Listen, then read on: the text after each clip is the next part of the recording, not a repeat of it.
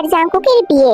সকাল থেকে তো দুই বাড়িতেই পুরো হইচই শুরু হয়ে গেছে। এদিক থেকে লিসা, জিমিন, ন্যান্সি ওরা হইচই লাগিয়ে দিয়েছে। আর জাঙ্কুকদের বাড়িতে জাঙ্কুক তো নিজেই হইচই লাগিয়ে দিয়েছে। তার একমাত্র প্রিয়সীকে আজকে নিজের করে নেবে বলে কথা।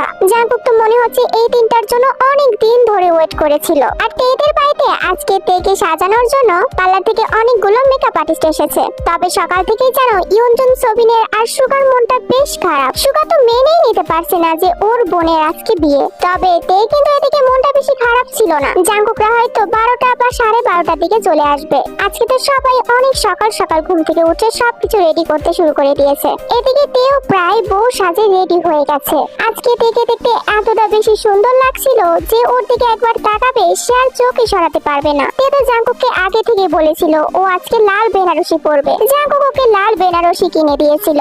সুগা তো একবার নিজের বোনকে দেখে গিয়ে একদম টাসকি খেয়ে গেছে। ওর বোনটা কত বড় হয়ে গেছে, আজকে ওর বিয়ে। তবে সুগা তের সামনে একদমই মন খারাপ করেনি, কারণ সুগা যদি তের সামনে মন খারাপ করে তাহলে তেরও মনটা খারাপ হয়ে যাবে, যেটা সুগা একদমই চায় না। আর সুগা আজ থেকে 4 বছর আগেকার কথাও একদম মনে করতে চায় না। আর সুগা এই বিয়েতে নিজের বোনের জন্য সবকিছু করবে। সুগা ওর বাবা মাকেও পই পই করে নিষেধ করে দিয়েছে যেন ওনারা তের সামনে একদম মন না খারাপ করে। ইয়ঞ্জন, সবিনও নিজের মেয়েকে দেখে মাথায় হাত বুলিয়ে দিয়ে এসেছে এবং তারাও তের সামনে অনেক বেশি স্ট্রং ছিল, যেটা দেখে তের অনেক বেশি ভালো লাগছিল।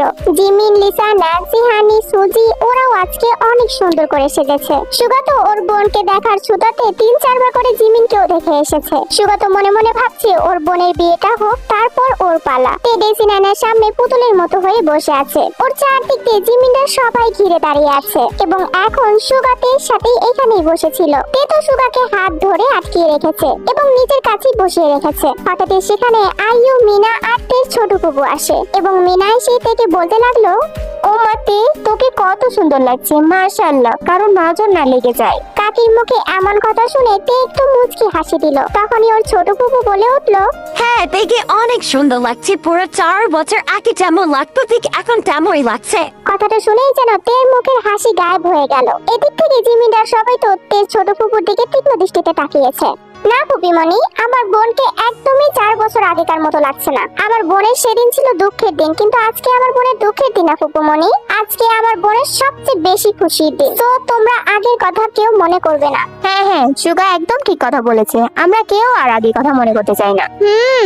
আগের কথা কেউ কেন মনে করবে?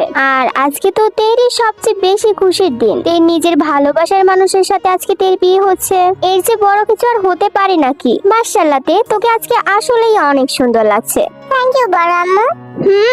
আর একটা কথা